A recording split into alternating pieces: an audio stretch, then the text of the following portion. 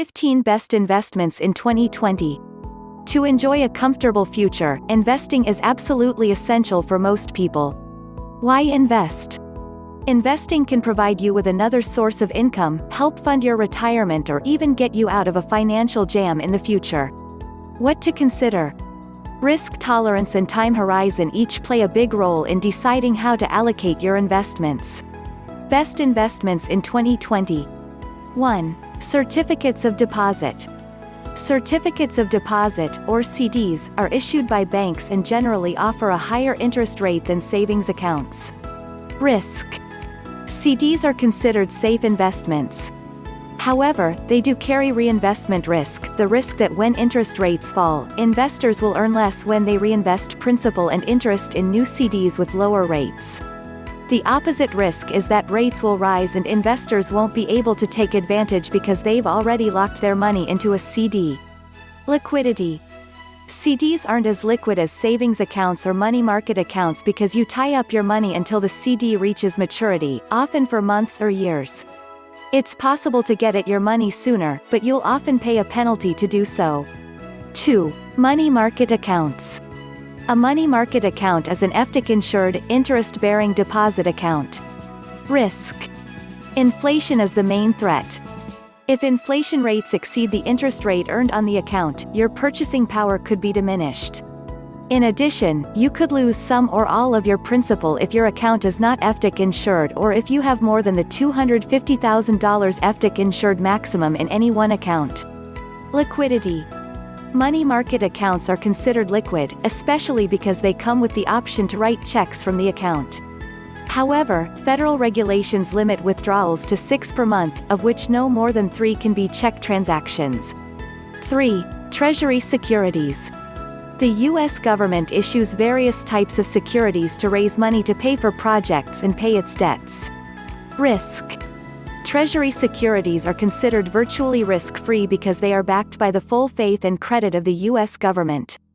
You can count on getting interest and your principal back at maturity. However, the value of the securities fluctuates, depending on whether interest rates are up or down. In a rising rate environment, existing bonds lose their allure because investors can get a higher return from newly issued bonds. If you try to sell your bond before maturity, you may experience a capital loss. Liquidity. All treasury securities are very liquid, but if you sell prior to maturity you may experience gains or losses, depending on the interest rate environment. A T-bill is automatically redeemed at maturity, as is a T-note. When a bond matures, you can redeem it directly with the U.S. Treasury or with a financial institution, such as a bank or broker. 4. Government bond funds. Government bond funds are mutual funds that invest in debt securities issued by the U.S. government and its agencies. Risk. Funds that invest in government debt instruments are considered to be among the safest investments because the securities are backed by the full faith and credit of the U.S. government.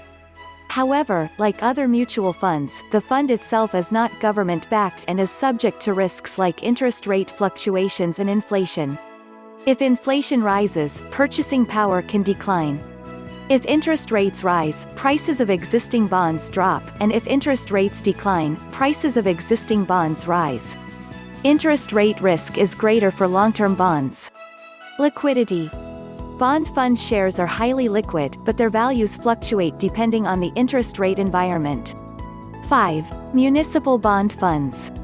Municipal bond funds invest in a number of different municipal bonds, or munis, issued by state and local governments. Risk. Individual bonds carry default risk, meaning the issuer becomes unable to make further income or principal payments. Cities and states don't go bankrupt often, but it can happen. Bonds may also be callable, meaning the issuer returns principal and retires the bond before the bond's maturity date. This results in a loss of future interest payments to the investor. Choosing a bond fund allows you to spread out potential default and prepayment risks by owning a large number of bonds, thus cushioning the blow of negative surprises from a small part of the portfolio. Liquidity. You can buy or sell your fund shares every business day. In addition, you can typically reinvest income dividends or make additional investments at any time. 6. Short-term corporate bond funds. Corporations sometimes raise money by issuing bonds to investors. Risk, as is the case with other bond funds, short-term corporate bond funds are not FDIC insured. Investment-grade short-term bond funds often reward investors with higher returns than government and municipal bond funds. But the greater rewards come with added risk. There is always the chance that companies will have their credit rating downgraded or run into financial trouble and default on the bonds. Make sure your fund is made up of high-quality corporate bonds. Liquidity. You can buy or sell your fund shares every business day. In addition, you can usually reinvest income dividends or make additional investments at any time. Just keep in mind that capital losses are a possibility. 7. Dividend-paying stocks. Even your stock market investments can become a little safer with stocks that pay dividends. Risk. As with any stock investments, dividend stocks come with risk. They're generally considered safer than growth stocks or other non-dividend stocks, but you should choose your portfolio carefully. Make sure you invest in companies with a solid history of dividend increases rather than selecting those with the highest current yield. That could be a sign of upcoming trouble. Liquidity. You can buy and sell your stock on any day the market is open, and quarterly payouts, especially if the dividends are paid in cash, are liquid. Still, in order to see the highest performance on your dividend stock investment, a long-term investment is key. You should look to reinvest your dividends for the best possible returns. 8. High-yield savings account. Just like a savings account earning pennies at your brick-and-mortar bank, high-yield online savings accounts are accessible vehicles for your cash. Risk. The banks that offer these accounts are FDIC insured, so you don't have to worry about losing your deposit. While high-yield savings accounts are considered safe investments, like CDs, you do run the risk of earning less upon reinvestment due to inflation. Liquidity. Savings accounts are about as liquid as your money gets. You can add or remove the funds at any time, but like money market accounts, federal regulations limit most withdrawal transactions to 6 per month. 9. Growth stocks. Growth stocks are one segment of the stock market that has performed well over time. Risk. Growth stocks are some of the highest flying stocks in the market, but they're also highly volatile.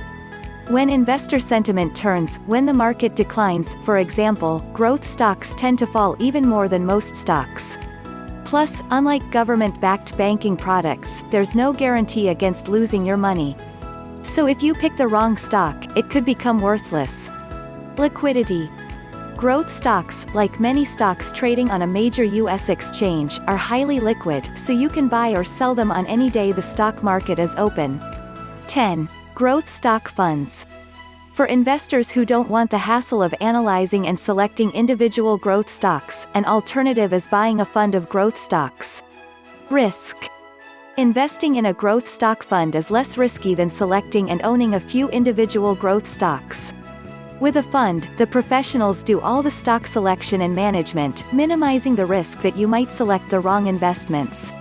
However, while diversification prevents any single stock from hurting your portfolio much, if the market as a whole drops, the fund is likely to decline too. And stocks are well known for their volatility. Liquidity. Growth stock funds are highly liquid, much like the stocks they invest in. You'll be able to move in and out of the investment on any day that the market is open. 11. S&P 500 Index Fund. If you don't want a growth stock fund but still want higher returns than more traditional banking products, a good alternative is an S&P 500 Index Fund. Risk. An S&P 500 fund is one of the least risky ways to invest in stocks, because it's made up of the market's top companies. Of course, it still includes stocks, so it's going to be more volatile than bonds or any bank products. It's also not insured by the government, so you can lose money based upon fluctuations in value. However, the index has done quite well over time. Liquidity. An S&P 500 index fund is highly liquid, and investors will be able to buy or sell them on any day the market is open. 12. REITs. REIT stands for Real Estate Investment Trust, which is a fancy term for a company that owns and manages real estate. Risk. Investors should stick with publicly traded REITs, which are traded on major exchanges, and stay away from private or non-public REITs that have lesser protections and higher expenses. Like all publicly traded stocks, a REIT's value can decline, though the best managed REITs should move higher over time.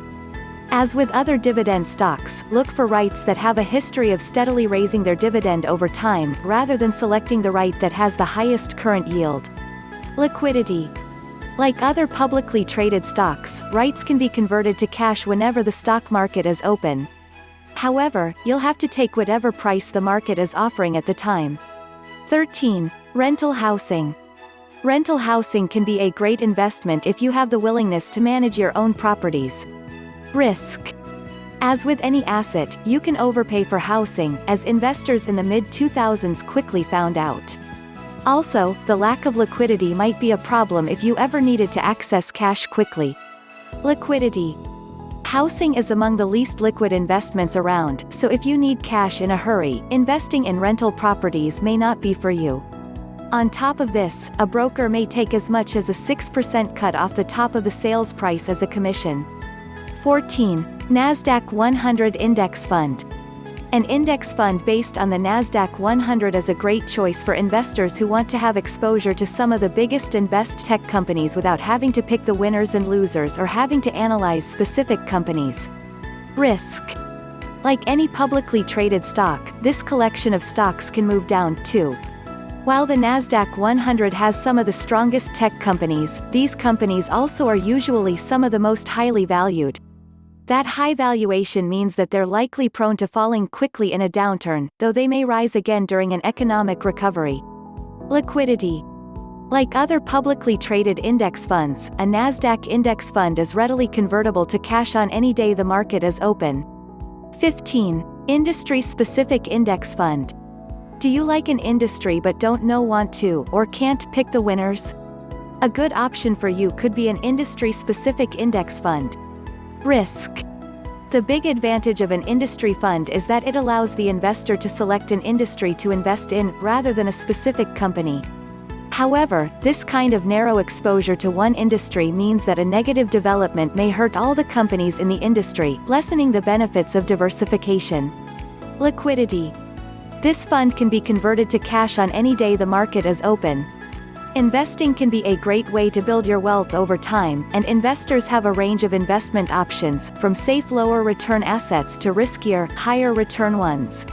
So that range means you'll need to understand the pros and cons of each investment option to make an informed decision. While it seems daunting at first, many investors manage their own assets. But the first step to investing is actually easy: opening a brokerage account. Investing can be surprisingly affordable even if you don't have a lot of money.